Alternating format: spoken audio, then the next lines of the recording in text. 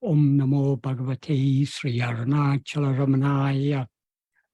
Namaskaram. Today I'm again going to answer some questions that have been asked in various comments on the YouTube channel. And again, I've selected questions that are to do with the practice of self-investigation, because this is the heart of Bhagavan's teaching. This is what Bhagavan's teachings are all about. So the first set of questions that I'm going to answer now, someone wrote a comment asking, when we investigate ourselves, I assume that we do so in silence. If so, what is the nature of the investigative process if there is no inner dialogue? How is our self-understanding deepening? Or is it simply by growing more familiar with the sensation of inwardness, peace? Or is it a feeling of melting into love? How are we supposed to implement the investigation? To just say that we should investigate who we are is a little ambiguous. Surely there are clues that might indicate to us that the investigation is proceeding in accordance with Bhagavan's advice. So that is the question I was asked, or set of questions I was asked. Firstly, the first question is, when we investigate ourselves, I assume we do so in silence. Yes, certainly we do so in silence. But when Bhagavan talks about silence, what he means by silence is not just vocal silence, nor is it mental silence. It is the eternal silence of pure being, the silence that is our own real nature, the silence that is not disturbed by any amount of noise or mental activity. So that silence is our real nature. And that is the silence of just being as we actually are. So yes, we can since silence is our real nature, we can investigate ourselves only in silence. But what is meant by silence? Silence means so long as we allow our attention to go out towards anything other than ourselves, towards any thoughts, feelings, emotions, perceptions, sounds, tastes, tactile sensations, whatever, any phenomena, if we allow our attention to go towards any phenomena, that is a mental activity. So that is not silence. Silence is the state in which we as ego subside. And the nature of ego is to rise, stand, and flourish by attending to things other than itself, but to subside and dissolve back into its source by attending to itself. So in order to be in the silent, or to be as the silent that is our own real nature, we need to turn our attention within and thereby subside back into our own being. Then the second question was, if so, what is the nature of the investigative process if there is no inner dialogue? Inner dialogue means mental activity.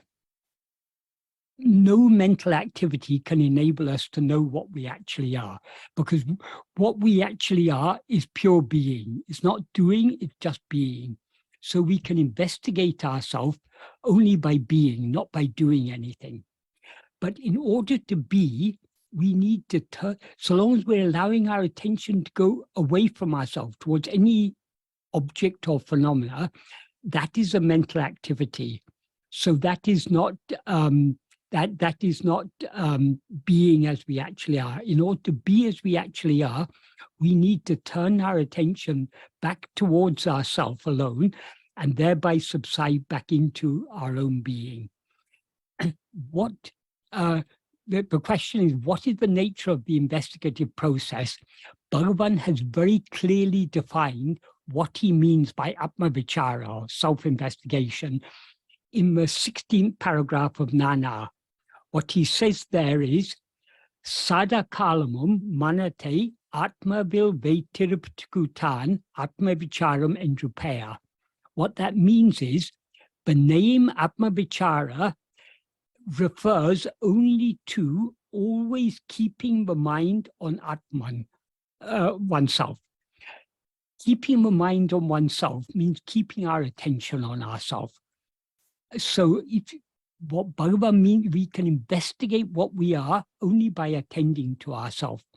If we want to investigate anything, the basic tool of any investigation is attention. But when we are investigating anything other than ourselves, in addition to our attention, we need other instruments. For example, if we're investigating anything in the external world, our attention has to go out through our senses, so senses are required. If we are astrophysicist investigating far away, distant phenomena in the universe, we need very powerful telescopes. If we're a nuclear scientist or a quantum physicist, we need instruments to observe very minute things. But whatever instruments any scientist or doctor or policeman or anyone who's doing any investigation, whatever other instruments or means they use, the basic instrument is attention or observation. In the case of investigating ourselves, no instrument other than attention is necessary.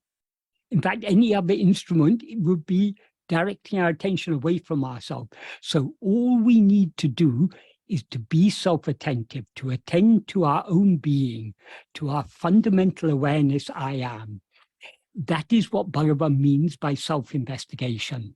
That's why he says the name Atma-vichara, or self-investigation, refers only to always keeping the mind on oneself. I mean, on oneself means on what we actually are. That's on our own fundamental awareness, I am. Not on this body or mind or anything else that we currently mistake ourselves to be, but on what we actually are, namely our own being, I am. And then the next question is, how is our self-understanding deepening? I think understanding is not quite the right word here. Of course, we need to have understanding in order to understand what it is we are to investigate. But what we are seeking is not a mere understanding, but it is a clarity of self-awareness. We are always aware of our own existence. But instead of being, in other words, we're always aware, I am. But now, instead of being aware of ourselves as just I am, we're aware of ourselves as I am this body, I am this person, I am Michael or whoever. We all have that is whatever be the name of a person we take ourselves to be, we identify with the name and form of that person. That is not what we actually are. So in order to remove this wrong awareness of ourselves, this erroneous awareness of ourselves, we need to be clearly aware of ourselves as we actually are. So what we are seeking is not so much understanding as clarity of self-awareness. But we gain that clarity simply by attending to ourselves. The more we attend to ourselves, the more we become clearly aware of ourselves as something distinct from the body and mind that we now mistake ourselves to be. We become more and more clearly aware of ourselves as just pure being, I am. And then the next question is, or is it simply by growing more familiar with the sensation of inwardness or peace? That is, any sensation is something that comes and goes. Even inwardness is something that comes and goes. Peace comes and goes. What we are investigating is what is permanent. So it's not a sensation, it is the clarity of self-awareness, I am. In other words, it's our own being. So we are not investigating anything that appears or disappears. So sometimes when looking within, when investigating ourselves, sometimes we may experience peace or joy or all sorts of things may be experienced, but whatever appears will also disappear. So it is not what we actually are. So what we are not looking for any transitory peace. We are looking for the eternal peace that is our own real nature, the eternal peace that is our own being. So what we are to investigate is not anything that comes or goes. We're not looking for any special state. We are looking for that which is permanent, that which exists, whatever the circumstances or state of mind may be. That is whether our mind is calm and peaceful or disturbed and agitated. We are always aware I am. So it is that awareness I am that we need to hold on to. It's that awareness I am that we need to investigate, because that is what we actually are. And the next question is it a feeling of melting into love? That is, in order to turn our attention within and to fix our attention on ourself alone, that requires all-consuming love, heart-melting love, because the nature of ego or mind is to be constantly flowing outwards, constantly trying to grasp things other than itself. Because we as ego depend for our very existence as ego upon identifying ourselves with other things and holding on to other things. So in order to investigate ourselves, we need to be willing to surrender ourselves, because to the extent to which we turn our attention within, to that extent do we as ego subside and dissolve back into our source.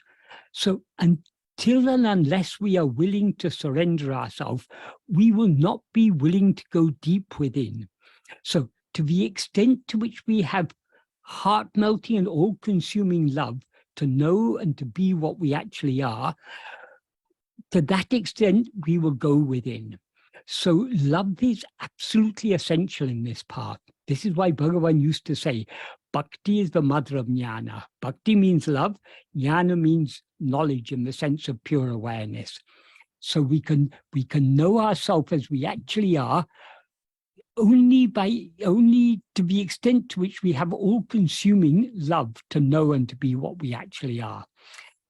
But love is not a mere feeling. Love is something much deeper than any feeling. Yes, love may sometimes be accompanied by feelings, but the mere feelings are not love. Love is something we can't adequately put it into words. That is, just like we can't. What is it to be aware I am? We all know, we're all aware I am, but can we describe the awareness I am? We can't. Word cannot capture it. Likewise with love. Love is actually our own real nature. Love, to know and to be what we actually are, is our true nature. But that cannot be adequately expressed in words. But it is certainly something far more than a feeling. It may give rise to certain feelings, but the feelings themselves are not love. Feelings are things that come and go. Love is something enduring, because it's our own real nature, ultimately. And then the next question is, how are we supposed to implement the investigation? And as I said, according to Bhagavan, what Bhagavan means by self-investigation is self-attentiveness. We need to attend to ourselves. So whatever else we may be aware of, that the awareness of other things comes and goes. So to whom do these other things, or awareness of other things, to whom does it appear? It appears to us. So we need to turn our attention away from the objects, whatever appears, back towards ourselves, the one to whom it appears. In other words, we have to turn our attention away from all objects, back towards the subject. And objects, it means not only the objects of the external world, even the thoughts and feelings and emotions and likes and dislikes and desires and attachments, that constitute the mind, these are all objects. They're all things other than ourselves. So the subject is just I. So we need to turn our attention back to I. How we do so is something that we can learn only by practice. A simple analogy to express this is, if you've never ridden a bicycle in your life and you want to learn how to ride a bicycle, you cannot learn to ride a bicycle by reading books or by attending lectures or by any means other than getting on a bicycle and trying. That is, from books and lectures, you may learn a little bit about the principles of balance and so on, but you cannot learn to balance from a lecture. You cannot learn to balance from a book. The only way to learn to balance is to try to balance, to get on a bicycle. And of course, when you get on the bicycle, at first you'll wobble and fall, but slowly, slowly you get the hang of it. Likewise with self-investigation. The words are only pointers. The words can give us a general idea of what we are trying to do, but no words can adequately express what it is to be self-attentive. So the only way to learn to be self-attentive is to try to be self-attentive.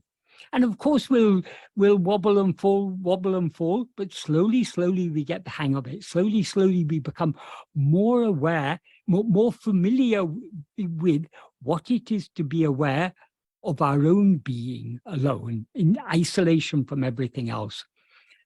So that's why the only way to succeed in this path is by patient and persistent practice.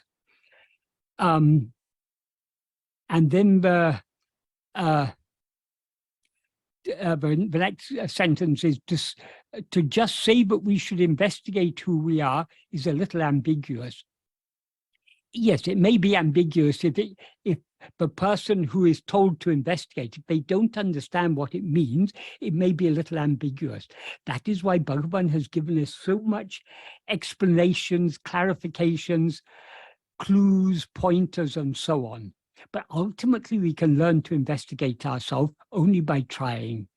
That all the clues and pointers and clarifications, explanations that can be given have been given by Bhagavan. But we need to implement those by trying to turn our attention within. And then the next question is, surely there are clues that might indicate to us that the investigation is proceeding in accordance with Bhagavan's advice. Yes, that is, firstly, we need to understand what Bhagavan's advice is. In other words, we need to study Bhagavan's teachings carefully. And by Bhagavan's teachings, what I'm referring to primarily is to his own original writings, because though many people have recorded what Bhagavan said in answer to questions, often they recorded what they understood, which was often not very deep or correct. So for a deep and clear understanding of Bhagavan's teachings, we need to go back to his own original words, in other words, his own writings. Or if we don't understand Tamil, in which he wrote his teachings, we should find reliable translations of them. So if we read reliable translation, if we either read the originals or reliable translations of Bhagavan's own writings and think very carefully about it, we will see that he has given us abundant clues and pointers to help us follow this path, not only to help us understand what the practice is, but also to motivate us and encourage us to persevere in practicing this. So I hope this is an adequate answer to that question. Then another set of questions I was asked was, ego is a formless phantom. It only comes into existence by grasping form.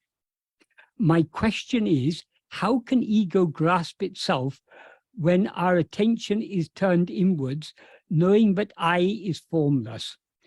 Is this why ego is annihilated?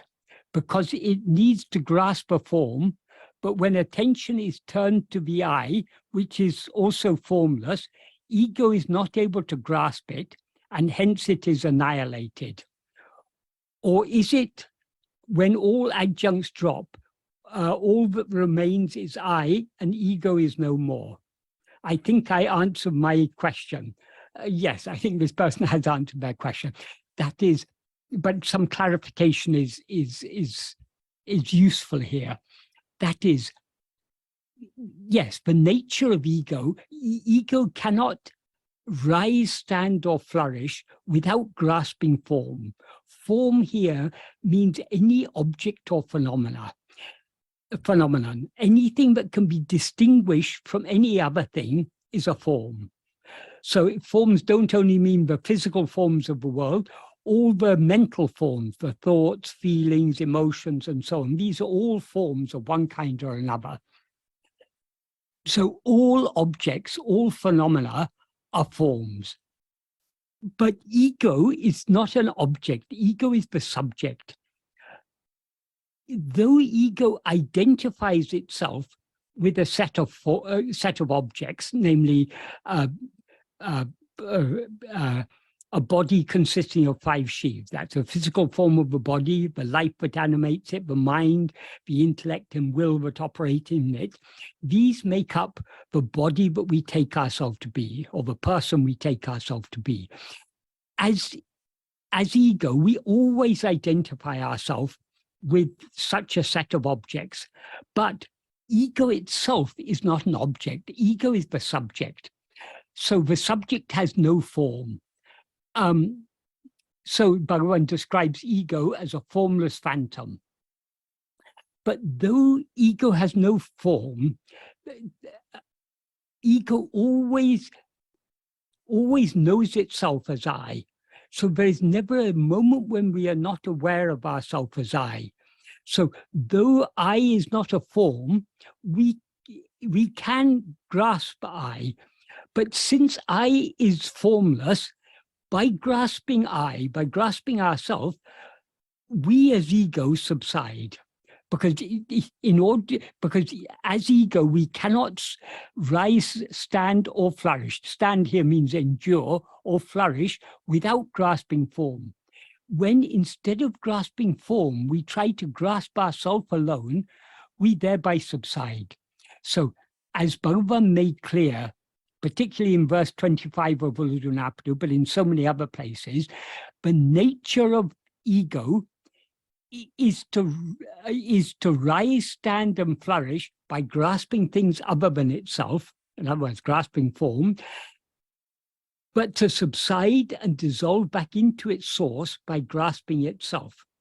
So, because ego itself is formless, when it tries to grasp itself, it's not grasping a form, it's grasping just the fundamental awareness I am. And thereby, it ceases to be ego, it subsides and it dissolves back into its source. And so, to the extent to which we hold on to our being, all adjuncts drop off, because adjuncts are all forms. Adjuncts means that the bundle of adjuncts that we take to be ourselves are these 5 sheaths that make up the person or body that we seem to be, namely the physical form of the body, the life, the mind, the intellect, and the will. These are what make up the body or the person that we now seem to be. These are all adjuncts. Adjunct means they are something other than ourselves. They are what we mistake ourselves to be, even though that is not what we actually are. So to the extent to which we hold on to our being, these adjuncts will drop off, and thus ego will subside and dissolve back into its source. So there are different ways of explaining this, but it all ultimately comes to the same thing. That is, the more we hold on to ourselves, the more everything else drops off. Because other things do not actually hold on to us. That is, this body and mind are not holding on to us. We are holding on to them and saying, I am this body, I am this mind, I am this person. So we are the one who grasp. So people sometimes say, oh, I'm I'm bound by this body. No, the body, or by the mind. The body or mind is not binding us. We are binding ourselves to the body and mind by attending to them and identifying them as I. If we turn our attention within to try to hold on to our own being, we thereby withdraw our attention from all other things. In other words, we let go of all other things. Since we are no longer holding them, they automatically drop off. So everything will drop off to the extent to which we hold on to ourselves. To the extent to which we do not hold on to ourselves, we will be holding on to other things. And so we nourish and sustain both our seeming existence as ego and the seeming existence of all the other things that we hold on to. So I hope that's an adequate answer to that question. Shalini, have any more questions come in yet? Yeah, so the first question is grace the loving counter to karma? Karma is jada and mechanistic. It seems love is directly the opposite of karma. Love or grace is our own real nature. Karma is to do with doing and experiencing. Experiencing means experiencing things other than ourselves. That is, we do actions in order to experience certain things. So the actions we do are karma, and the result of those actions are called the fruit of karma, which are the experiences that come to us. These are all contrary to our real nature. Our real nature is not doing, but being. It's not knowing other things. It is knowing nothing other than ourselves. And that state of being as we actually, of knowing ourselves as we actually are, and thereby being as we actually are, that is the state of pure love. So yes, in a sense we can say that grace or love is the opposite of karma. But even to say it's the opposite, it makes it sound like there are two things. On the one hand, we've got grace and love. On the other hand, we've got karma and the fruit of karma. It is not like that. The underlying reality is our own being, the very nature of which is infinite love. And that infinite love is what we experience as grace. So grace is our real nature, whereas karma is the nature of ego. That is, when we rise as ego, we identify ourselves as a mind, speech, and body.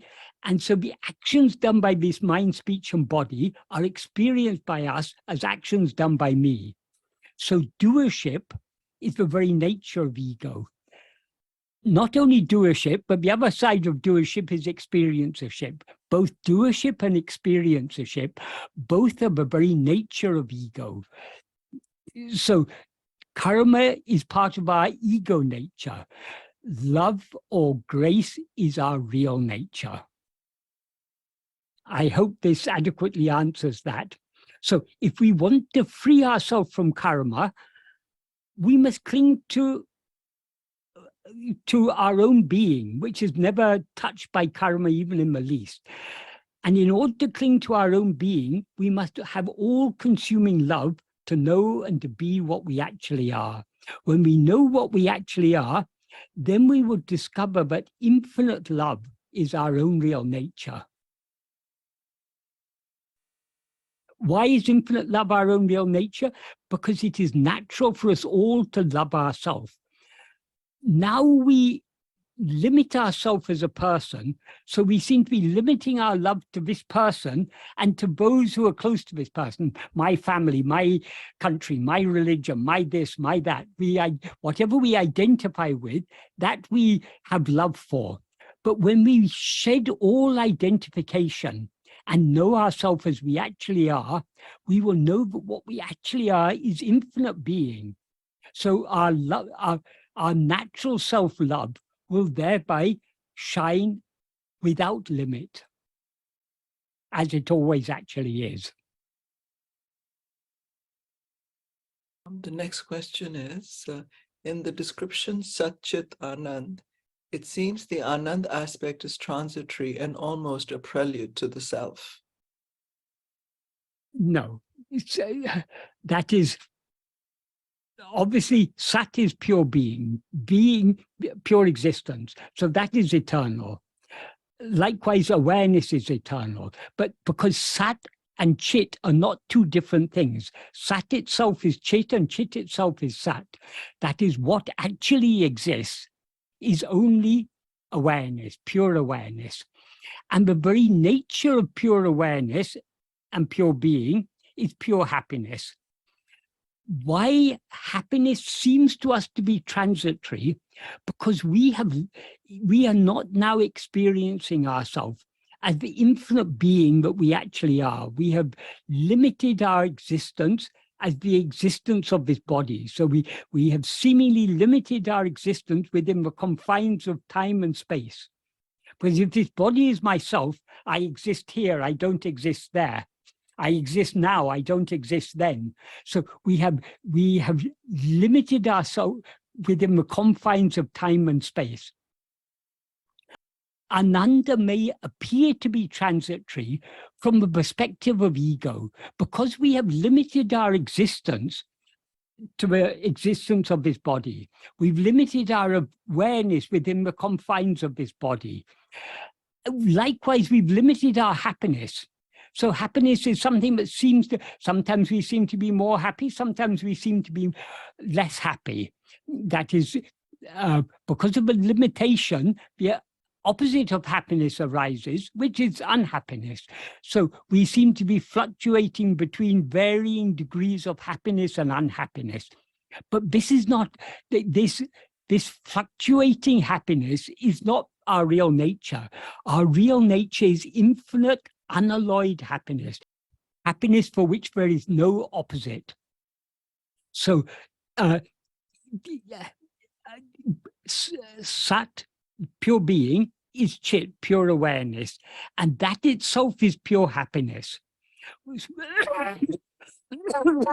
So the reason we are not now experiencing ourselves as infinite happiness is that we are not experiencing ourselves as the infinite Sat Chit that we actually are, because that Sat Chit is itself happiness. So though the term Sat Chit Ananda seems to be referring to three things: existence, awareness, and happiness, these are not actually three things.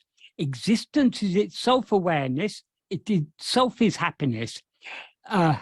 Awareness is itself existence and is itself happiness. And happiness itself is existence and awareness. So these are not three things. They are three ways of describing one and the same thing. Because Satchidananda is also described as ekam eva advaitiyam, one only without a second. So Ananda is not a second thing. Chit is not a second thing. Sat is not a second thing. They are all one thing and one thing only. And that is what we actually are. I hope that adequately answers that question. The next question is, there are moments of being one with real nature, but this form, it seems I am, following around. I am wherever it goes. Can you explain this? Perhaps Debbie could clarify this? Okay. Yes, I can. Hi. Hi. So I have moments where I'm able to go fully inside, but then and I feel not part of this form. But then the form, I'm always wherever it is. So, and maybe this is the mind coming in, but I'm just wondering about that because, you know, I guess that's the question. I don't have a better. Okay. I think I understand now. Firstly, we can't have moments of being one with our real nature, because our real nature is infinite and eternal. So anything that is momentary is a state of ego. That is I think what you're describing as states of oneness with your real nature, these may be states in which ego subsides, at least partially.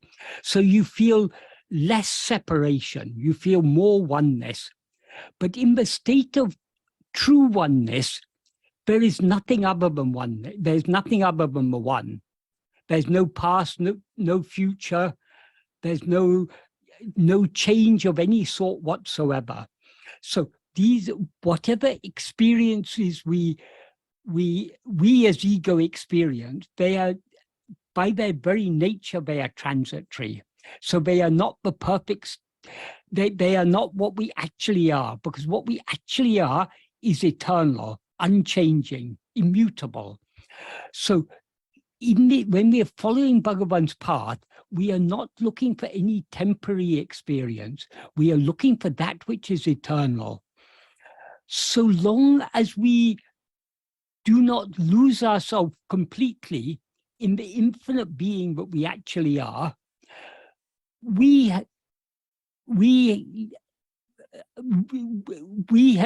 seem to be ego, and as ego, we always seem to be limited to a particular form. That is, ego is always aware of itself as I am this body. So we have limited ourselves within the confines of this body, which I think is the form you're referring to. And body means, as Bhagavan clarified, it doesn't mean just the physical form of the body. The life, mind, intellect, and will are all part of his body. We experience the whole person as one whole, though we can analyze and say this person consists of mind, of body, of the physical form of the body, the life, the mind, the intellect, and the will. We can distinguish these things, but we experience them all collectively as ourself. So this is the form within which we have now limited ourselves. So wherever we go, yes, this form seems to come with us because we have limited ourselves to this form. But actually, what we actually are is in no way limited at all. We are infinite and eternal being, infinite and eternal awareness, infinite and eternal love, infinite and eternal happiness. That is what we actually are. So yes, okay. Is this not a process? This is just a merging. So there's no process. Meaning... It's a process of merging. That is, we have now risen as ego, and to the extent to which we allow our attention to go out towards things other than ourselves, we are feeding and nourishing our semi-existence as ego. But to the extent to which we turn our attention within, this ego subsides. So this practice of self-investigation is a process of subsiding, of sinking deep within, and ultimately merging back into our source. So yes, it is a process until we reach the goal, when we reach the goal, ego is annihilated, and then we go beyond all processes. We remain as we always actually are, as the eternal being. So as a process, so when I'm talking to you, if I'm trying to, be inside or not be focused on you or the speaking, I still am aware that that I can hear I'm speaking and you're speaking. Yes, because we haven't yet turned our attention within deeply enough. Mm-hmm. That is, to put it in metaphorical terms, our attention is now facing outwards, towards the world, towards things other than ourselves, towards thoughts, feelings, emotions, and their perceptions and so on. Our aim now is to turn our attention 180 degrees, away from all other things, back towards ourselves. So this practice of self-investigation is the process of turning our attention. So to the extent to which our attention is turned towards ourselves, to that extent do other things withdraw into the background. If we turn the full 180 degrees, This is not literally, this is just a way of describing it. If we turn the full 180 degrees, then we have, so to speak, turned our back on everything else. Then we're aware of ourself alone, not of anything else. We're not aware of body or mind or any limitation whatsoever. But until we turn that full 180 degrees, we are still fluctuating between varying degrees of inwardness and outwardness. To the extent to which we turn inwards, the outward things recede into the background. To the extent to which we turn outwards, they all come back to the center again. And we seem to be bound within them. So it's possible to turn inward and have a conversation with you, and the conversation be in the background. Yes, And yes, it's all a matter of degree of attention. Mhm. That is, you couldn't be aware of this conversation if part of your attention were not going outwards towards this conversation. So whatever activities we may be doing, we are always aware of our own existence. So we can give at least part of our attention to our own being. So even in whatever activities we may be doing, whatever may be happening around us, we can hold on to at least a partial degree of self-attentiveness. But the deeper and more intense that self-attentiveness, the more other things will recede into the background and will be untouched by them. But things will still go on as they're meant to go on in accordance with destiny or God's will or whatever we call it. Everything will continue, our life will continue, but by turning within, we are detaching ourselves from this person. So this person will be made to do whatever actions are necessary in accordance with its destiny. In other words, in accordance with God's will. But we will be separating ourselves by going within. Okay, so will there be awareness of this person? Very awareness of this person will remain to the extent to which we allow our attention to go outwards. Because this person is outwards, we are within. So if you turn the full 180 degrees, then there'll be no awareness of anything other than your own being.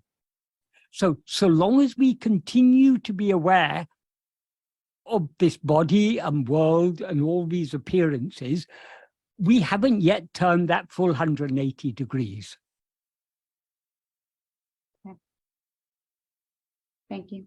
So we have to go deeper and deeper and deeper within.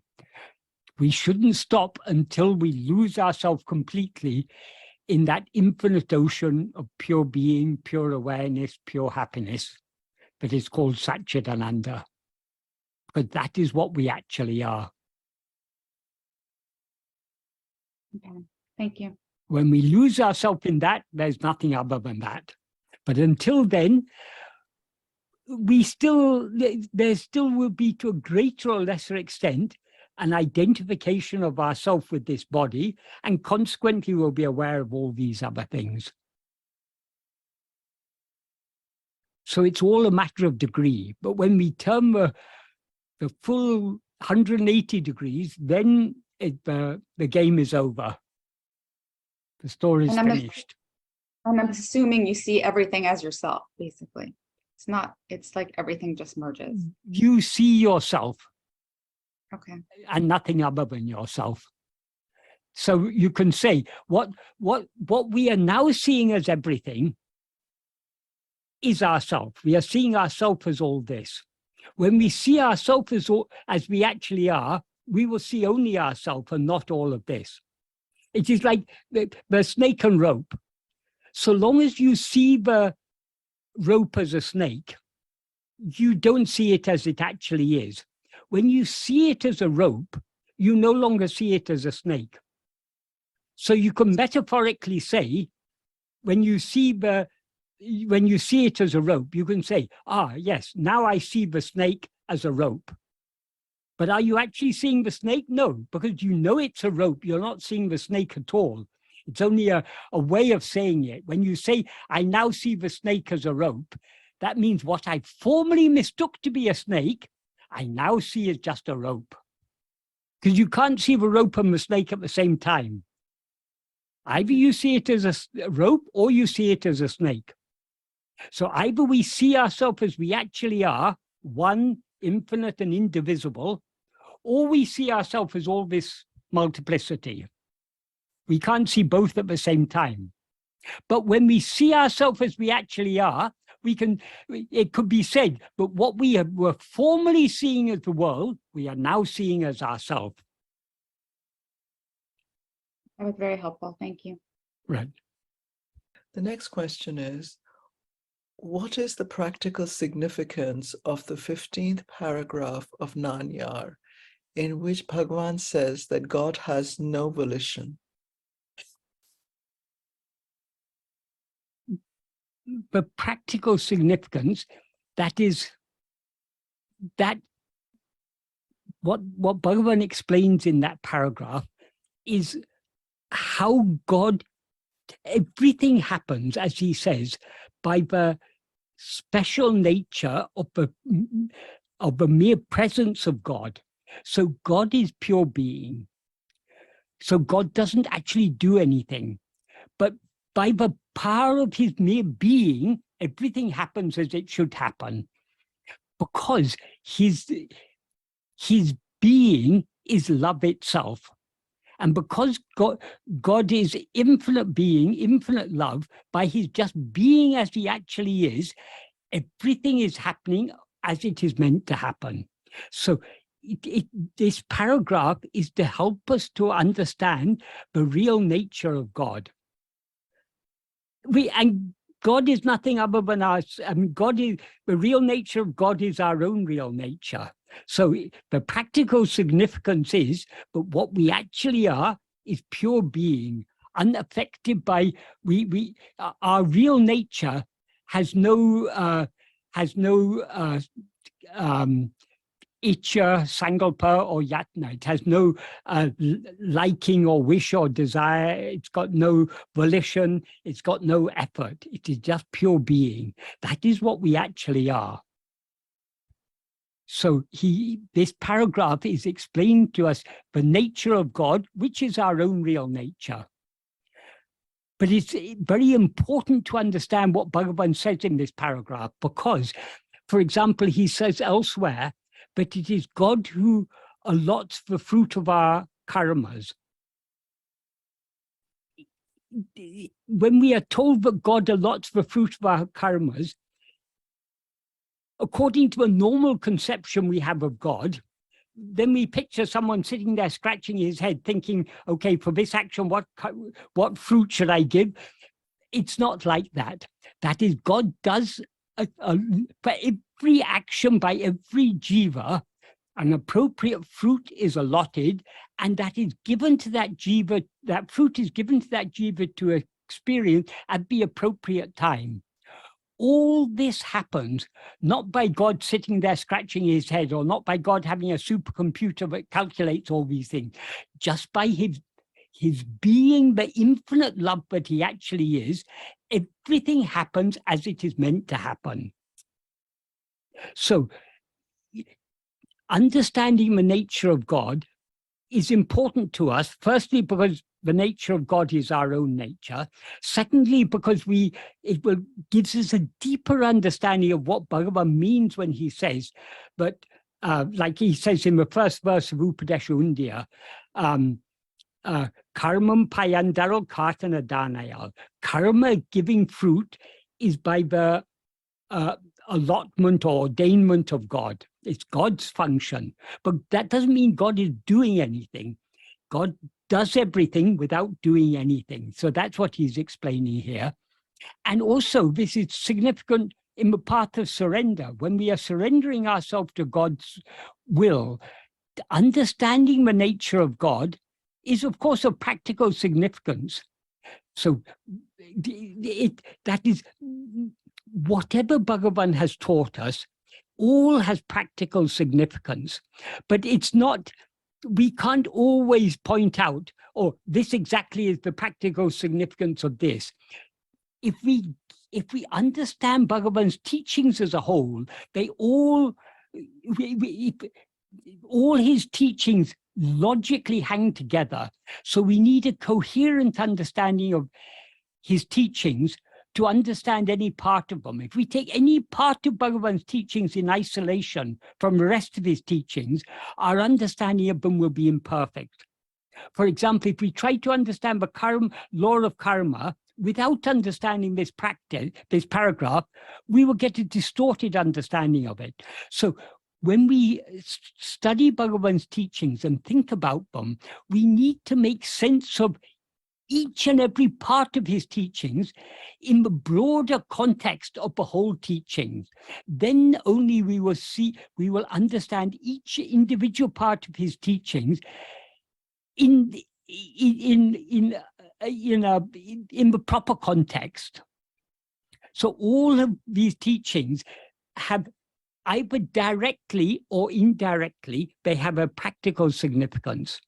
So understanding the nature of God has a practical significance because the nature of God is our own real nature, because we cannot adequately understand what Bhagavan teaches us about karma without understanding that God, who is the ordainer of the fruits of karma. In other words, God is the one who allots the fruit of karma, but he himself is untouched by karma. He himself is not, when Bhagavan says he is not bound or affected in any way by any karma, what does he mean by that? He says even one karma does not adhere to him. That means he's not a doer. He's not doing anything. He's just being. But by his being as he actually is, he does everything, or he makes everything happen as it's meant to happen. So all of this is of practical significance. The more we understand about the nature of God, the more we naturally will have love for God. So it's significant in so many ways. But most of all, it's significant because it's a key part of what Bhagavan teaches us about the nature of world, soul, and God. And whatever he teaches us about God is intimately connected with our own real nature, because as he says, for example, in verse 24 of Upadesha Undiyar, Irkum ekayal isa jivagal oru porleaba undi para upadi unavei verundi para. That means by existing nature, God and soul are just one substance. Only awareness of adjuncts is different. So when he said by existing nature, God and we are one substance, what is that one substance? That one substance is pure being. So, and that pure being is pure awareness, pure happiness, pure love, etc. So whatever he says about God is applicable to us, because God is what we actually are. So all of these do have practical significance, because his teachings as a whole would not make sense without each individual part of them, because it's like a building. If you've got a big building and you try and remove some of the bricks and stones, the building is going to collapse. So every stone or brick that forms the building, everything has a practical significance because it's all part of one whole structure. So this is a very essential part of the whole structure of Bhagavan's teachings. I hope this is a sufficiently clear and adequate answer to that question.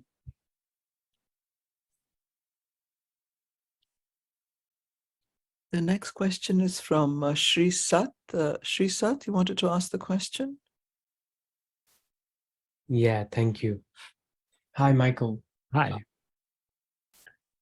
Could you speak a little bit about how I read the third chapter of one of the books in which Sri Ramana Maharshi talks about that we don't need to renounce the world. And yet it seems to me that the closer you are resting in sort of truth or source, there is a natural tendency to be more simpler, and you don't really want to do complicated things or sort of do a lot of activity. So there seems to be a natural reduction in action. And when there is a lot of activity, then you realize that you sort of can get entangled again in the karma a little bit. Okay. So there is some form of a balance, or there's no balance, but there's some sort of like almost like forgetting and then remembering and then returning. That seems to be happening. And I just wonder what would be his perspective on sort of living with the remembrance. Okay. Well, firstly, in which book is it said, but Bhagavan said renunciation of the world is not necessary? It was a book called The Teachings of Ramana Maharshi, Arthur Osborne. Okay. One of the Q&A. Okay. Questions and answers. That is, all these questions and answers, we cannot take them as the core teachings of Bhagavan, because when Bhagavan answers questions, he answers questions according to he gives the suitable answer for the person who is asking the question. In one place in talks, Swami Yogananda, that Swami who went to America and started the Self-Realization Fellowship and wrote a book, Autobiography of Yogi, he came to Bhagavan. And when he came to Bhagavan, he asked Bhagavan, what instructions are to be given for the uplift of the masses? And Bhagavan simply says, instructions cannot be given en masse. Teaching needs to be according to the taught.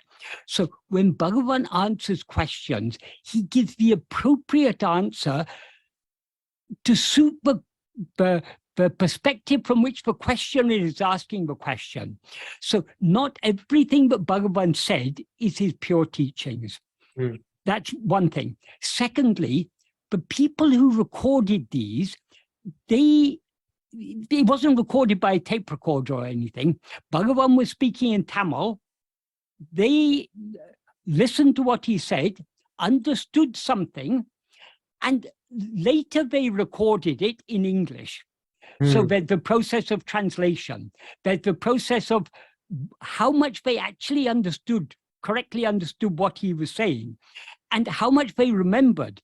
They cannot remember more than they understood. So it's first limited by their understanding. Secondly, it's limited by their memory. And thirdly, it's limited by the fact that instead of recording in the language in which he spoke, they record in another language. So these are not accurate recordings of Bhagavan teaching. And even if they were accurate recordings, they wouldn't necessarily be representative of his core teachings, because they're teachings he gave according to the taught. Sure.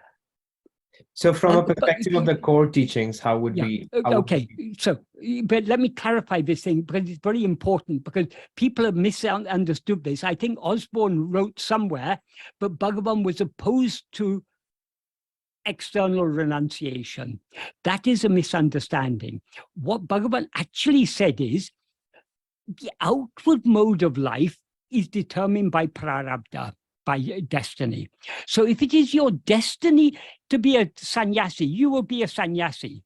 If it's your destiny to be a grahastha, a householder, having a family, you will be a grahastha. If it's your destiny to have 10 children, to have to work 18 hours a day, 7 days a week, 365 days a year, you will have to do so. This is all according to destiny. But Bhagavan said, destiny affects only the outward turned mind. Destiny can never prevent us turning our mind within. So it doesn't matter from a spiritual point of view whether we happen to be a sannyasi or what is our outward mode of life, because actually, according to Bhagavan's teachings, renunciation is absolutely essential. Bhagavan's path is what? It's the path of self-surrender. Self-surrender means self-renunciation. We are renouncing everything that we now take to be ourself. And when we renounce this ourself, that means renounce ego, we renounce everything.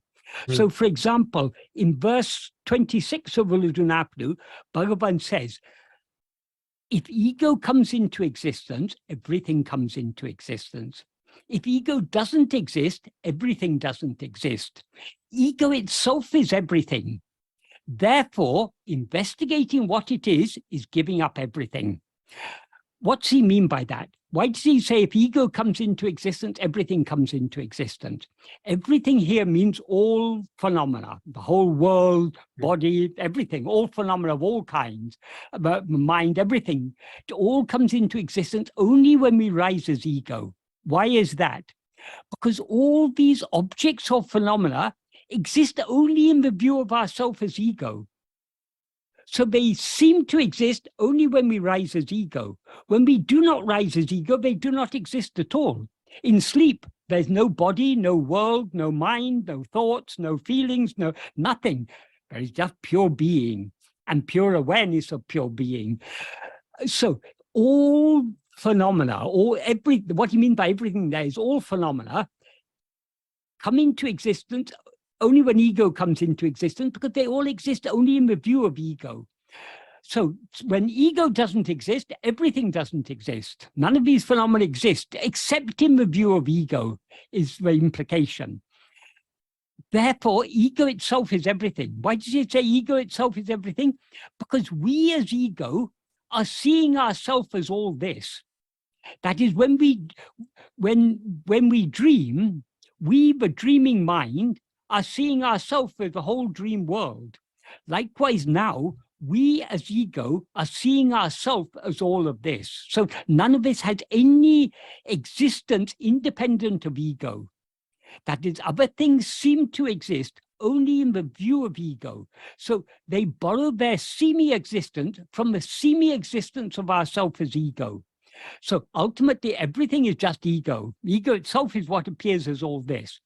Then he says in the final sentence of that verse, therefore, investigating what this is means what this ego is giving up everything. Why does he say that? Because if we, as he clarified in the previous sentence, if we investigate this ego, so long as we're attending to other things, ego rises, stands, flourishes, dances around, does all its mischief. But if instead of attending to anything other than ourselves, we turn our attention back within, ego subsides and dissolves back into its source. Or as he puts it there, ego takes flight, it runs away. So we seem to be ego only so long as we're looking at other things. So long as we're attending to anything other than ourselves, we seem to be ego. But if we turn our attention back within to see who am I, this ego, there's no such thing as ego to be found. So we merge back into our source. That is, we who had risen as ego thereby merge back into its source. So by investigating what this ego is, we bring about the dissolution of ego. When ego dissolves, everything else dissolves, because everything exists only in the view of ego. If ego doesn't exist, everything doesn't exist, as he said earlier in the same verse. So investigating what we are is giving up everything. So if we say, oh, Bhagavan didn't say you have to give up anything, then you're saying Bhagavan didn't say you have to investigate yourself. Clearly, Bhagavan did say, Bhagavan's whole teaching is about the need for us to investigate ourselves. And by investigating ourselves, we are thereby giving up everything. So, but Bhagavan is not concerned about this outward renunciation. What is the use of shaving your head or growing a long beard and changing the color of your cloth and changing your name? The change it is required is not this external change, this bodily change. It is a change in our outward going attention needs to go back within. That is the true renunciation. So many of Bhagavan's devotees were sannyasis. That is because it was their destiny to be sannyasis. Many of them were householders. That's because it's their destiny to be householders. The outward mode of life is given according to prarabdha. That is not where spirituality lies. The spiritual path is an inward path. It's the path of nivritti, of withdrawing back within. So it doesn't matter if we're really intent on following this path, it doesn't matter whether we outwardly happen to be a sannyasi or happen to be a family person with 10 children. It doesn't matter at all. What matters is the love we have to turn within. And to the extent to which we have love to turn within, we thereby renounce everything else. Is that a clear answer to your question? Yeah, that's very, very helpful, Michael. May I ask just a clarification? Yes. Very practically, I've noticed that it's easier to be turned within, say, when I'm in the middle of the woods than if I am walking in Oxford Street, right? Right. So while it appears that there is a predestined unfolding of the day, somehow to me it feels like, because I have a desire to be turning inwards and inquiring, I make such choices which allow me to have that conditions, like with more silence, with more nature.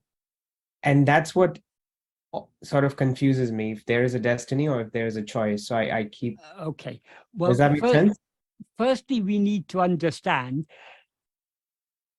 the obstacles to turning within are not coming from the external world. Bhagavan sometimes used to say, if you cannot attend to yourself in the midst of a battlefield, you will not be able to attend to yourself even if you're sitting in a cave in the Himalayas. Because the obstacle isn't in the external circumstance. The obstacle is within us. It's our own Vishaya vasanas. So yes, if you're walking down Oxford Street, there are so many shops and so many glittery things that may be distracting your attention. But even if you're walking in a nice, quiet woods, there'll be the bird song, there'll be so many things that can distract your attention. So it's not to do with the external world. It's to do with whether we have a liking to turn within or not. If you have a liking to turn within, you will, when you're walking down Oxford Street, you'll be least bothered by all these shops and all the things that these temptations of the world, because it doesn't concern you, because your only interest is in turning within. So it has nothing to do with the external circumstances. Whatever external circumstances we are given at each moment is the most conducive circumstances to us to turn within. So that's beautiful. I love that line. Thank you. That's very helpful. We shouldn't, so long as we think that the problem lies outside, oh, my present circumstances is what is stopping me going within. Therefore, I should renounce my family. I should renounce my job. I should go and live in a cave in the Himalayas. I should become a hermit. I should do this. I should do that. That is still the mind going outwards. You're still looking for some solution to your problems outside. If I become a hermit in the Himalayas, then I will be able to go within. No, you will not. Because so long as you believe that your going within depends on external circumstances, your mind is still going outwards. So we need to understand we can go within in any circumstances whatsoever, provided we have the love for it. And if we don't have the love for it, there's no use in going and living in a cave in the Himalayas. Bhagavan used to tell the story, to illustrate this, Bhagavan used to tell the story, the Kopin Samsara story. That is, there was a sadhu. He was a very, very simple sadhu, and he wanted to live his life as simply as possible. So he had one begging bowl and one loincloth. But every so often he needs to wash his loincloth. So he used to, when he went out of his little cave or mandapam or wherever he was living, he would wear his kopin and go out. And then he would come back, and when no one is watching, he'll wash his kopin, he'll hang it up, and he'll go to bed. One morning he woke up and he found a rat had chewed on his one kopin. So this was a big problem for him, because this kopin is the only kopin he has, and he's such a dedicated renunciate. He doesn't want to have more than one kopin. So he put on this tattered kopin, but he thought, I must find a solution, because if my kopin is eaten by a rat, I can't go around naked. I can't go begging my food. So in order to go begging my food, I have to wear my kopin. And in order to wear my coping, I have to wash it regularly and I have to dry it. So I have to protect it from a rat. So the solution would be, I need a cat. So he got a cat in order to protect his coping from the rat. But having got a cat, he then needs sufficient to keep the cat there. The cat was going to run away. The cat catches the rat, he's going to then go away and search for other rats. So that he needs to find some way of keeping the cat there. So for keeping the cat there, he needs to give the cat milk. So in order to have milk for the cat, then what does he need? He needs a cow. So he then got himself a cow. He got a cow to give milk for the cat to protect his coping from the rat. So Bhagavan told this story in a very humorous way. But that is, if we think that it's external circumstances that we depend upon, even having a single coping will become a coping mean, for those who don't know, it's a loincloth, but like Bhagavan wore a loincloth. If even the single coping will become a big samsara for us, if we think that our renunciation depends upon these external things. Thank you, Michael. That's very helpful. Yes. Beautiful. Thanks.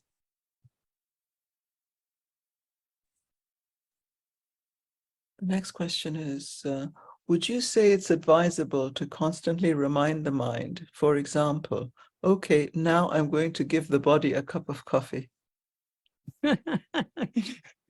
Who is the I who is going to give the body a cup of coffee? That I is the I that identifies itself as that body of mind. So these sort of things, we have to be realistic with ourselves. Now we experience this body of mind as I. That is the problem. So merely the mind telling itself, now I'm going to let the body give itself a cup of coffee. How does that help us? We need to, our aim is to separate ourselves from both body and mind. And the only way to separate ourselves from body and mind is to hold on to our own being. The body and mind are not holding us. We are holding them. It's we who say, the body doesn't say I am the body. The mind doesn't say I am the mind. It is we as ego who say, I am this body, I am this mind, I am doing this, I am thinking that, I am saying this. It is ego, but that is the very nature of ego is said to be abhimanam. Abhimanam means identification and attachment. So it's the very nature of ego to identify itself as I am this body and to be attached to this body. So we, in order to separate ourselves from this body and mind, but we now mistake ourselves to be, we can't, by any amount of trickery of imagining that we are something separate from the body and mind, and that we are giving the mind, we are asking the mind to give the body permission to give itself a cup of coffee. This is all mental. This is all in the realm of mind and imagination. We need to actually separate ourselves from this body and mind. So how can we separate ourselves? We are linked to this body or mind, or attached to this body or mind, only because we allow our attention to go outwards and grasp this body and mind as I. If we want to give up this identification with the body and mind, we need to go within by holding on to our own being. Because this body and mind are not holding us, if instead of holding on to this body and mind, if we try to hold on to our own being, to our mere being, to the extent to which we hold on to our being, we will let go of other things. And the body and mind will automatically drop off to the extent to which we don't hold them. So if we hold our own being, the body and mind will drop off. The body and mind drop off every night when we fall asleep because we're too tired to continue grasping them as ourselves. But that's only a temporary solution. We want to, what is it that causes us to identify this body and mind as I? It is ego. Our rising as ego because the very nature of ego is to grasp a body and mind as I. So in sleep, ego subsides because we're too tired to continue projecting all this drama. But because ego isn't thereby destroyed, it pops up again in the morning, and behold, we go through the same thing day in, day out. So ego is the root problem. How can we cut this root? The very nature of ego is to identify itself as a body and mind. In other words, to grasp a body and mind as I. So we as ego, whose nature is to grasp a body and mind as I, we need to try to grasp our own being. Our own being is completely independent of this body and mind, because body and mind disappear in sleep, but we remain, we exist, and we're aware of our existence. So by holding on to our existence, we thereby let go of this body and mind, and the body and mind drop off because we're no longer holding them, because they can't hold us. It's we who hold them. So the more we hold on to our being, the more we thereby subside back into our being. And if we hold on to our being firmly enough, we will sink down to the very depth of our being and lose ourselves there. That is, we as ego will merge back into our own reality, the pure Sat-Chit that we actually are. And that is how the annihilation of ego is brought about, because ego is a false awareness of ourselves. As ego, we're always aware of ourselves as I am this body. When we turn our attention within, we thereby if we turn our attention within keenly enough, our attention is withdrawn from all other things drop off, and eventually we are aware of ourself alone. That state in which we're aware of ourself alone is the state of pure awareness. As soon as we experience ourselves as pure awareness, ego is thereby destroyed, because ego is the false awareness, I am this body. When we experience ourselves as I am just I am I, as Bhagavan put it, the false identification, I am this body, is destroyed forever. So that is the way to separate ourselves from body and mind. Whatever else we try and do is ultimately futile. This is the only means. This is true self-surrender. Only by holding on to our own being and thereby subsiding back into our being are we surrendering this false self called ego, whose very nature is to grasp a body and mind as itself. Is that a sufficiently clear answer to that question?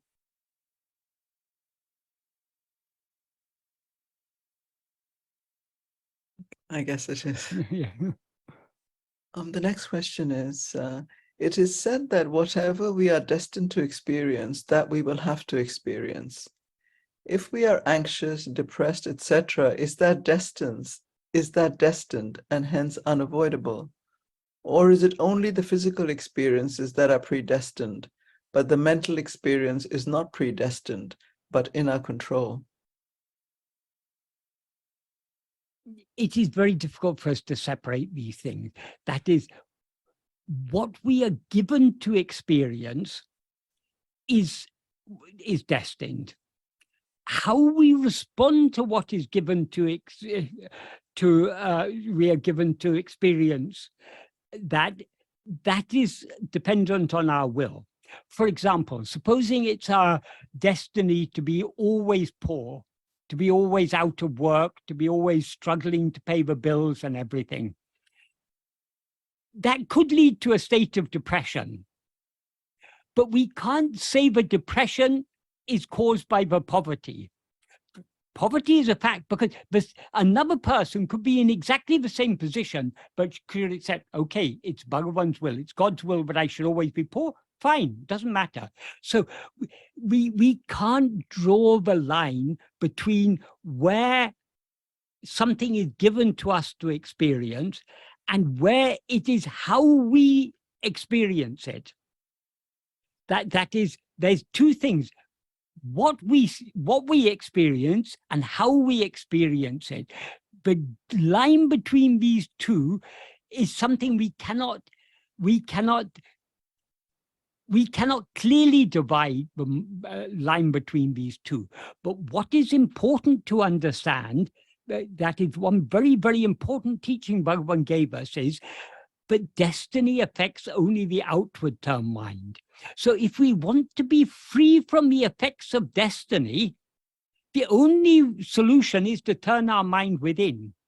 So supposing it is our destiny to be depressed, I mean, we can't say to what extent it's destiny and to what extent it's our response, but supposing it's our destiny to be depressed, to suffer from mental illness or whatever, we can separate ourselves from that by turning within.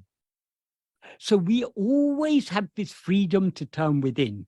So let us not try and break our head trying to work out whether this is destiny or whether it's caused by my will or whatever. That's unnecessary. That is not what Bhagavan taught us for this law of karma for. He taught us that is Bhagavan's. We always need to understand Bhagavan's teachings in the context of his central teaching. His central teaching is that we should turn within and know ourselves as we actually are. So the law of karma, as taught by Bhagavan, why he taught this is to help us to turn within. It's not to make us think about, well, how do I know whether this is according to destiny, according to my will? We shouldn't be concerned about these things. All we should be concerned about is investigating who am I. Because otherwise, if we allow it to, this law of karma can give rise to endless questions.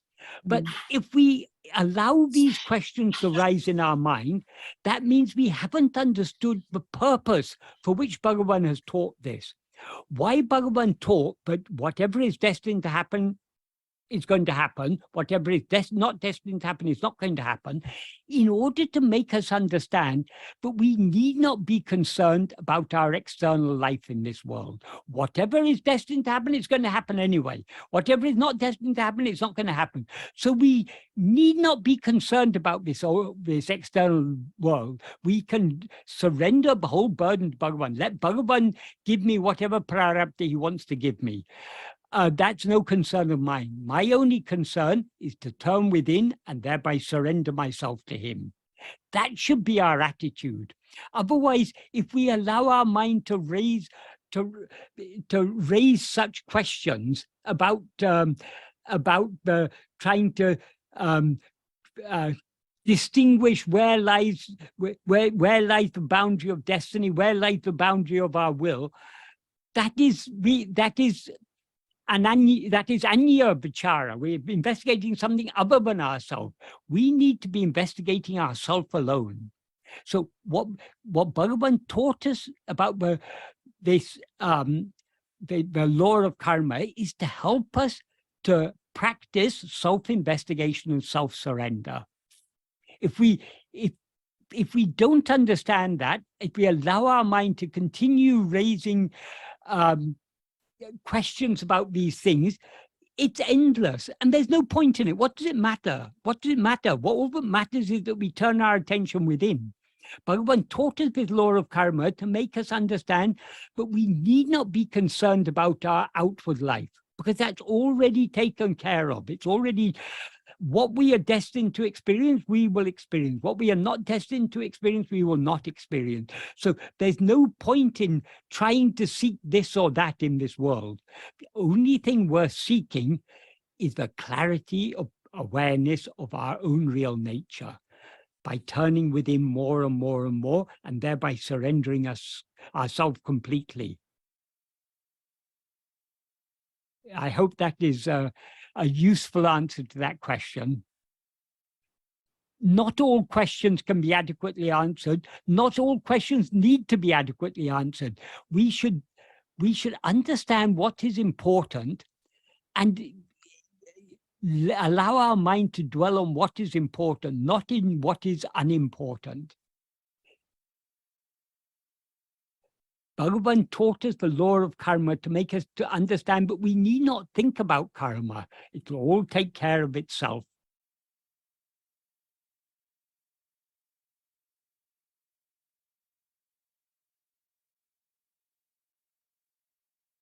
The next question is, in life, I have met people who need to take certain medications because of illness of the body and mind.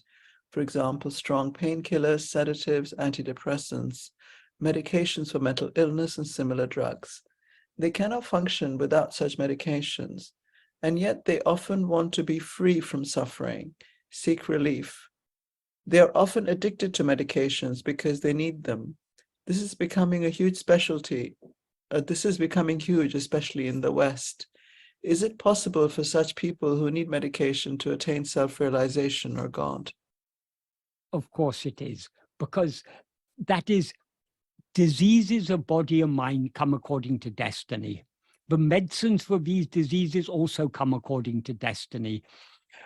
We are not this body and mind. All problems arise because we identify ourselves with this body and mind. Yes, when this body is born, it inevitably, sooner or later, well, some people live the whole life without getting any major illness, but most of us undergo illness of some form or another, either physical illness or mental illness. And we happen to live in a day and age when there are all sorts of sophisticated treatments and medicines and everything. Of course, these medicines don't solve all the problems, but we are fortunate to live in an age where at least medical science is developed to the extent it's developed. Of course, it's not perfect. It will never be perfect. But so if a disease comes to us, whether to our body or to our mind, and if there's an appropriate medicine for that, no wrong in taking that medicine. But none of these medicines are going to solve the root problem, which is our identification with this body and mind. So if we want to be free from the identification with this body and mind, the only medicine is this medicine of self-investigation and self-surrender. So just because, yes, there are certain people, they have certain mental conditions for which they need to take certain drugs, but that doesn't stop them turning their attention within. They still are aware I am. So if I have heard certain would-be gurus who tell people, in fact, I won't mention his name, but there's a very well-known guru nowadays who apparently says, but if you take any psychiatric drugs, any drugs for mental illness, you cannot develop a soul, and so there's no hope of salvation. This is absolute nonsense. Firstly, we are not here to develop a soul. It's got nothing to do with developing a soul. And these medicines affect the body and mind. They do not affect what we actually are. So in this spiritual path, we are trying to hold on to our being, to what we actually are, to I am. Whether we are taking psychiatric drugs or not, we are always aware I am. We're aware I am in the waking state. We're aware I am in the dream state. We're aware I am in sleep state. So how mind cannot have any impact on this fundamental awareness I am. Because the fundamental awareness I am, as Bhagavan said, it's like the screen in the cinema. The various states of body and mind are like pictures on the screen. So if we're very interested in the pictures in the screen, we will ignore the screen and look only at the pictures. But we are always free to ignore the pictures and to be content only with the screen. Because even when the pictures are appearing on the screen, it's still the screen we're looking at. So if we need to go beneath the surface of this body and mind to what underlies it, which is our own being. So if it's necessary to take drugs for physical illness or for mental illness, by all means, take the drugs, but continue the practice of self-investigation and self-surrender. Take it, just like the disease has come according to destiny, according to the medicines also come according to destiny. So that should be our attitude towards these things. We shouldn't be concerned about these things, but our only concern should be to investigate who am I, and thereby to surrender ourselves completely. I hope this is an adequate answer to that question. Just as an addition to that question, Michael, I think it would be in some people's minds that I think that everybody would be receptive to what you just said. However, would it be the case that, if you like, a more mature mind, a quieter mind, one which is able to be more attentive, for example, in mental illness, it's very often difficult for people to have control over their attention, or to be able to attend and so on. So, and I think this is really what bothers people in a way. And then when they take drugs and so on, that can again affect the attentiveness. So while it is possible, is it more difficult? And well, are there any pointers which might help to focus the attention more closely? One thing Bhagavan has said in Nana is, of all the niyamas, of all the restrictions, the best of all restrictions is Mitta Sattvika Ahara Niyama. That is the restriction of taking moderate amounts of sattvic food. But the word he uses for food is ahara. Ahara means what is taken in. And whatever we take into our body has an effect. If you drink alcohol, it has an effect on the body. Even if you drink tea or coffee, it has a certain effect on the body and mind. If you smoke, it has an effect on the body and mind. So the pollution that surrounds us in modern cities, that also has an effect. So many things have an effect. So these drugs will also have an effect. So as far as possible, we should try to limit our intake of substances to what is moderate quantities of more sattvic food. So we shouldn't take psychiatric drugs unnecessarily. But there are certain psychiatric conditions that people have. They cannot function normally without taking those drugs. So it's better to take the drugs and to keep the mind in a certain equilibrium and to try to turn within. It's maybe not ideal, but it's better. But there are many psychiatric conditions where people are better off taking the medicines than not taking the medicines, in which case it's better to take the medicines. And it's also very dangerous, like some of these people, some of these would-be spiritual gurus who say, oh, give up all your psychiatric medicine. That's very dangerous, because sometimes these medicines, if you've been taking for a while, if you suddenly stop, it can have a very adverse effect. So we need to be sensible about these things. If it is necessary, if there's no option, if there's no other reasonable option, it's better to take the medicine than not to take them. But don't take them unnecessarily. So it's ultimately, if we're in a situation where we're suffering from a physical ailment or a mental ailment, and certain medicines are offered to us, we have to use our judgment. So we may not always judge correctly, so we should rely on Bhagavan to guide us properly. So if Bhagavan, if we happen to have a psychiatric illness and we are offered a drug that helps us, we should take it that Bhagavan is offering us that drug and use that calmness of mind that is that drug helps us to maintain, to turn within. That's all we can say. I mean, it's foolish people who say, "Oh, you need not take any psychiatric drugs." For many of us, we get through life without needing these drugs. But for some people, there are certain conditions where certain medicines can be very helpful. So we can't generalize about these things. We just need to be sensible as far as possible. And of course, our judgment may not always be correct. So ultimately, we depend upon Bhagavan to guide us.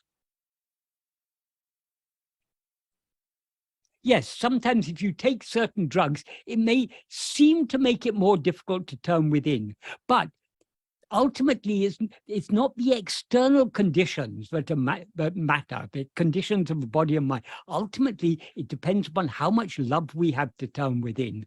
So whatever be the condition of our body and mind, we should be doing our best to practice self-investigation and self-surrender in order to cultivate more and more love to turn within and surrender ourselves to Bhagavan. That's all we can say. And this is the last question which I have here. Which of these two I am descriptions is more accurate? The first is, I am without any adjunct. That is, I am without any content. Or the second description, I am which includes the ego as part of itself from its own swatantra, that is its own freedom, and ichha is desire to enjoy transcendence, but is not affected by it at all. I am is what is never affected by anything. For the pure I, there are no adjuncts. Adjuncts exist only for ego. The first description is true. That is, that which is devoid of adjuncts is the pure I am. So long as I am is to any extent mixed and conflated with adjuncts, it is ego. So the only I devoid of adjuncts is the pure I am. That is what we actually are. To say that I am includes ego is a bit, no, I am does not include ego. I am is pure being. In the view of the pure being, pure awareness that we actually are, there is no ego, no body, no world, nothing. So it can only be from the perspective of ego, but we can say I am ego is included in I am. But ego's outlook is an ignorant outlook. Our aim is, rather than concerning ourselves with descriptions, our aim is to know and to be what we actually are. What we actually are is the pure I, devoid of adjuncts. So our aim is just to hold on to that pure I, that fundamental awareness of our own existence, I am. To the extent to which we hold on to that, the adjuncts will drop off, and eventually the pure I alone will remain. In other words, we as ego will merge back into the pure I am, and the pure I am will remain as it always is.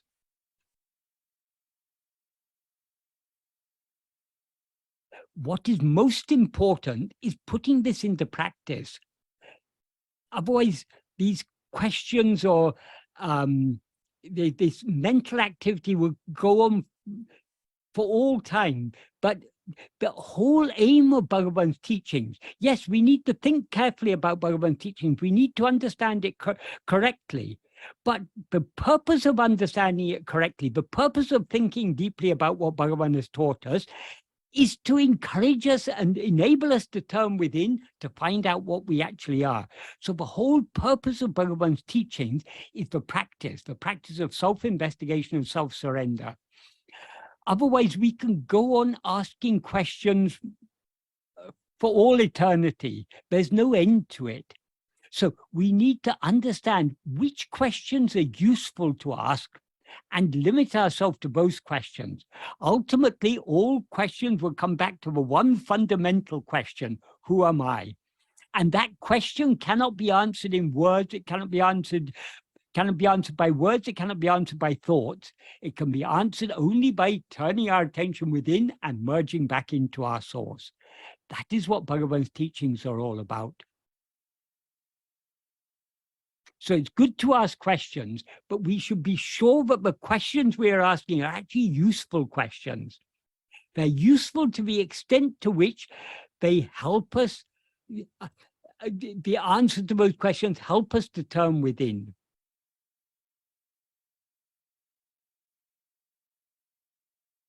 how can we distinguish in the course of self-attention that we are attending to pure consciousness and not confuse it with the life force or prana which animates the body?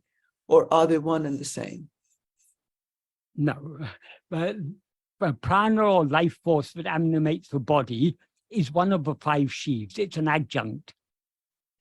The pure awareness I am is what is fundamental.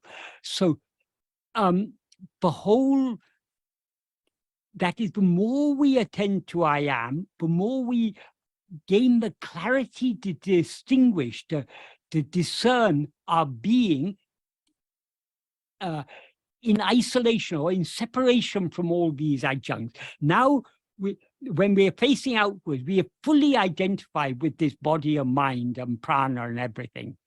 This whole bundle of 5 sheaths is what we experience as ourself. But the more we turn within, the more we begin to recognize that our being is something distinct. This fundamental awareness I am is something distinct from all these adjuncts. So we need to persevere in going within more and more and more. The only way to get more and more clarity on this path is to go deeper and deeper in following this path. But clarity all lies within us. So we can find that clarity only by going within. So the more we go within, the more we will begin to see clearly. But what we actually are is something distinct from this body and mind and prana and all these adjuncts.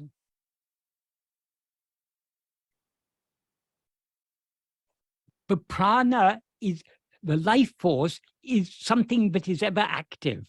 The breathing is active, the heartbeat is active, the digestion is active. That is, prana refers to all the physiological processes happening in the body. So it's constantly, the processes of life are constant activity, whereas I am is just pure being. So activity is going on, but all these physiological processes, they occur only in the waking and dream state. In sleep, there's no body, no prana, no mind, no world, nothing. There is just pure being. So our aim is to be as we were in sleep, to be aware of nothing other than ourselves.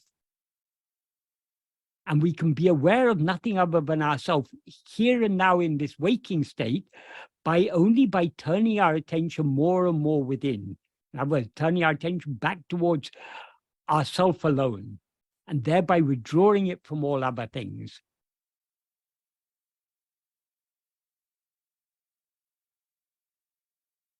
So all these things will become clear. All these questions we may ask, they will all be answered to the extent to which we go within. So what is most important in Bhagavan's path is the practice, because only from we can get a certain degree of clarity by reading Bhagavan's works and by thinking carefully about them. But the clarity we can get by this reading his works is called sravana. Thinking carefully about them, trying to make sense of them, trying to make sense of them, trying to understand them all coherently and comprehensively, that's called manana. Sravana and manana are necessary, because without sravana and manana, we will not even begin to understand what is it we should do. But sravana and manana are useful only to the extent to which they motivate us to put it into practice. So it's the practice that is most important. And the real clarity comes not merely from, cannot come just from sravana and manana. The real clarity comes from within. Because when we are turning our attention within to our own being, our being is the light of pure awareness. So that is the light that illumines the mind, thereby enabling the mind to know all other things. So this is the original light, the source of all light. So the more we turn within, the more we attend to our own being, the more our mind is being clarified and purified. So it will become clearer and clearer to us to the extent to which we put it into practice. That is why the practice is all important. all this talk about Bhagavan's teachings, it can all be useful to the extent to which it helps us in the practice. But mere talking about these things, merely asking questions, answering questions, this is not Bhagavan's path. This can be supplementary. This can be a support to us in following this path, but the path is turning within and knowing who am I, and thereby surrendering this ego, the false identification, I am this person.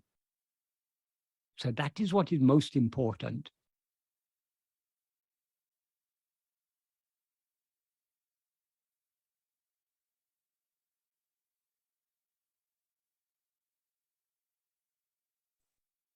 Next question is, as Bhagavan says in Upadesh Undiyar, there is no I in deep sleep. There's only that. Why didn't Bhagavan ask us to inquire about ourselves as that, where that is not an adjunct? We need to understand, this is where we need to read Bhagavan very carefully. What he says in that verse is verse 21 of Upadesh Undiyar. What he says in that verse is, he refers to what he said in the previous verse. In the previous verse, he says, but when I dies, when ego dies, the one thing will shine forth as I am I. That is the infinite whole. Referring to that, he says, that is always the true import of the word I. He says, the word he used for always is nalam. Nalam literally means daily, but in effect, it means eternally. So when he says nanatra tukatum, in sleep which is devoid of I, the I he's referring to there is ego. But though I is absent in sleep, I alone remain in sleep. Because he says, namadinme nikatal, because of the absence of our non-existence. So what he's saying there is, though I, in the sense of ego, is absent in sleep, we do not cease to exist in sleep. So we are the real import of the word I.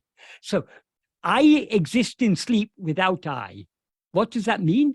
That means the pure I alone remains in sleep. The I that is mixed and conflated with adjunct, that is what is absent in sleep. That is ego. So this is where we need to read Bhagavan very carefully to make sense of what he's saying.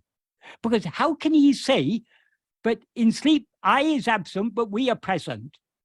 Does that mean we're something other than I? No, we are present as the pure I. What is absent in sleep is the adjunct conflated I, namely ego. So I is eternal, the real I. That's why he says this is the real, this is always, in other words, eternally the true import of the word I. What the word I actually refers to is only the pure I, but alone is what remains in sleep. Now in waking and dream, this pure I seems to be mixed and conflated with adjuncts. That which is mixed and conflated with adjuncts, that I that is mixed and conflated with adjuncts, is therefore called ego. That is what is absent in sleep, not the pure I. The pure I is ever present, because the pure I alone is what actually exists.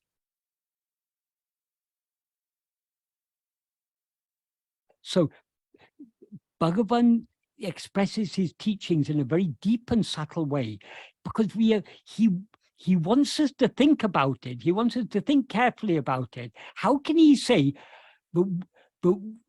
that our non-existence is absent in sleep? In other words, we exist in sleep, but I is not there. What does he mean by that? Because we are definitely I. So how can we exist in sleep and without I? It means we exist as the pure I without the impure I, namely ego, the adjunct conflated I.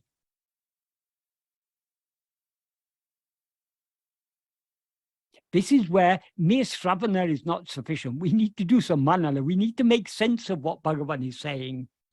So the manana is to make sense of it. And the nididhyasana is to put it into practice. Okay, if I alone exist in sleep, then who am I? We need to turn our attention back within to investigate this fundamental I, this pure I, that exists throughout all the three states, unaffected by the appearance of waking, dream, and sleep.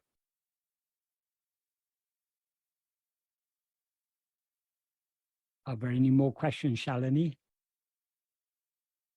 There aren't any more questions, Michael. Okay, So so we come to silence. I think we've come to That is what Bhagavan's teachings are all about. But his teachings are about the real silence. The silence that is present even when the mind is restlessly active. The silence of pure being. That is what we have to all come to eventually.